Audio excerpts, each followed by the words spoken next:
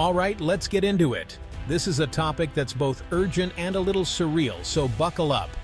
Today is November 4th, 2025, and believe it or not, we're revisiting some old Cold War ideas that most people thought were buried in the past. The big news making waves everywhere is a proposal from the White House to resume nuclear bomb tests, something that hasn't happened in decades. After a 30-year break, the idea is back on the table, supposedly to show countries like Russia and China that our nuclear arsenal still works and is ready if needed. It's a bit like crashing your car just to prove the airbag deploys. Dramatic, risky, and not something you do lightly. Now, it's important to understand exactly what we're talking about here, because not all tests are created equal. Sometimes, the military tests a missile, but nothing actually goes kaboom. Just a launch, no nuclear detonation. What's being discussed now is an actual full-scale nuclear test. This involves detonating a real nuclear warhead underground, sending shockwaves through the Earth and the global community. This whole conversation represents a massive U-turn on decades of American policy, reversing a long-standing commitment. For years, the U.S. has been telling other countries not to develop or test nuclear weapons, urging restraint and responsibility. Now it seems we're considering tearing up our own rulebook, and that's a big deal. This isn't just a small policy tweak.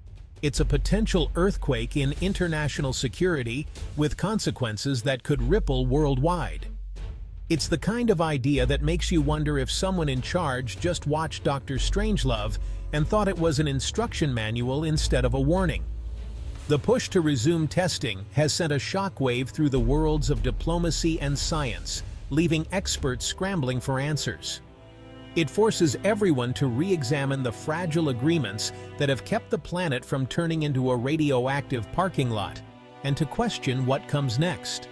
It raises some pretty big questions like, why now? What's changed? And also, are you completely insane?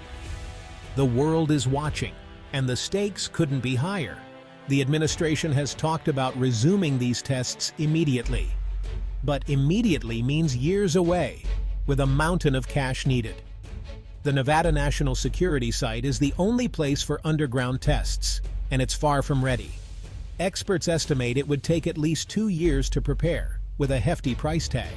The country simply does not have the capability to conduct a nuclear test on short notice. The immense cost and time involved show that this isn't a simple decision. It's a long, expensive, and difficult process that seems at odds with the casual way the idea was proposed. The sheer difficulty of restarting tests makes you wonder if the threat is the real point, rather than the action itself. The idea behind testing a nuclear bomb is that it will somehow make America safer, projecting power and deterring potential threats. The logic is simple. Show the world you're willing to use your most powerful weapons, and your enemies will think twice. But experts argue it could do the opposite, giving a green light to others. Instead of making us safer, it could spark a dangerous new arms race. If the U.S. tests, China might follow, modernizing their warheads and ramping up their own nuclear programs in response. In trying to show strength, we might actually empower our competitors, encouraging them to match or surpass our capabilities. A U.S. nuclear test would be a giant middle finger to our allies, undermining decades of trust and cooperation. It would shatter trust and make the U.S. look like a rogue state, willing to break international norms for short-term gain. Some suggest it's a negotiating tactic to scare Russia and China into making concessions, a high-stakes game of nuclear poker. But this is risky. They might see it as a direct threat, prompting them to escalate their own military postures. The bottom line is resuming tests would have massive strategic and diplomatic consequences. It could empower adversaries, alienate friends, and destabilize global security, undoing years of careful diplomacy. For a country that champions international order, this would be a damaging reversal, sending shockwaves through the global community. It would signal a retreat from cooperation and a turn towards aggression, making future agreements even harder to reach. And for what? To prove a point that experts say doesn't need proving, risking everything for a symbolic gesture. The potential fallout is enormous, not just in terms of radiation, but in the long-term damage to global stability and public health. The risks far outweigh any perceived benefits. It's a move that could trade away decades of stability for a fleeting moment of political posturing and bravado. The consequences could make the world a far more perilous place, with ordinary people paying the price for political decisions. It's a gamble where the best-case scenario is that nothing changes, but the odds are not in our favor. The worst-case scenario is almost too terrible to contemplate. A world pushed closer to the brink by a single reckless decision. There's a big international agreement in the crosshairs, the Comprehensive Test Ban Treaty, or CTBT. This treaty is a cornerstone of global nuclear restraint, and its fate is now under intense scrutiny. The CTBT bans all nuclear explosions, aiming to halt the development of new nuclear weapons and protect the environment from the devastating effects of testing. It's about keeping the world a little safer and cleaner. The United States signed the treaty back in 1996 but never ratified it. Still, it has honored a voluntary moratorium on nuclear testing for decades, setting an example for others. Breaking this long-standing commitment would shatter a powerful global norm that has held for years. It would signal the end of nuclear restraint, undermining not just the CTBT, but the entire framework of global arms control and non-proliferation efforts. Why should any country stick to the rules if the US, the world's leading nuclear power, won't? The treaty, already fragile and under pressure, could be fatally wounded by such a move. In fact, only North Korea has conducted nuclear tests in the 21st century, making it a global outlier. If the US were to resume testing, it wouldn't be responding to another major power's provocation. It would be acting alone. The US would be the one to break the de facto global ban, setting a dangerous precedent. We would join a club whose only other member is Kim Jong-un, a reputation no nation should want. That's not a great look for America's global leadership or its image on the world stage.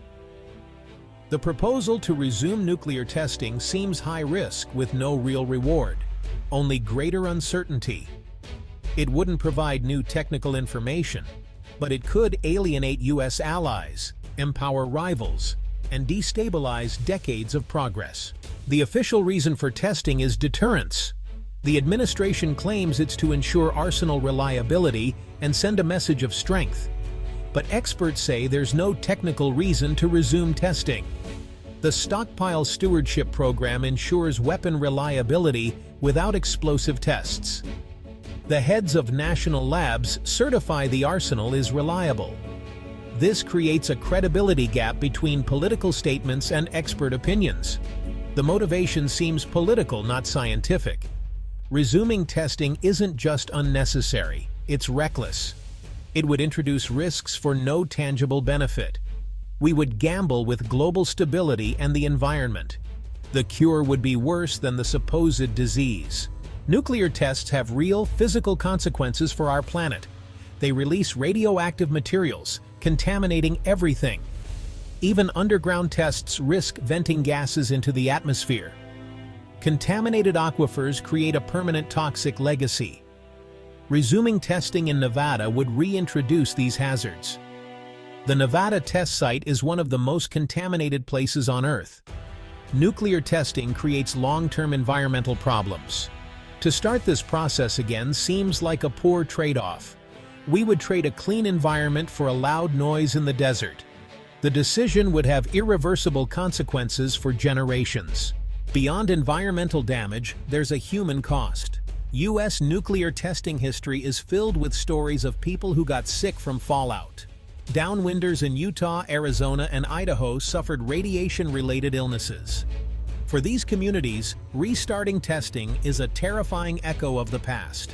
Many families are still fighting for justice. Health experts say there's no safe level of fallout exposure. Resuming testing is a gamble with citizens' lives. The stories of downwinders are a powerful warning. They remind us that nuclear testing consequences aren't abstract. To ignore this history would be a moral failure. If the US tests, the global reaction would be swift and dangerous. It would likely provoke other nuclear-armed countries to respond. Russia and China would feel pressure to conduct their own tests. This could start a new nuclear arms race. It would reverse decades of progress on arms control. The world would become more dangerous and unstable. Instead of making America safer, a new arms race would increase nuclear risks. A US test could unravel global stability. The proposal to resume testing is high risk with no reward. The potential consequences are enormous and perilous.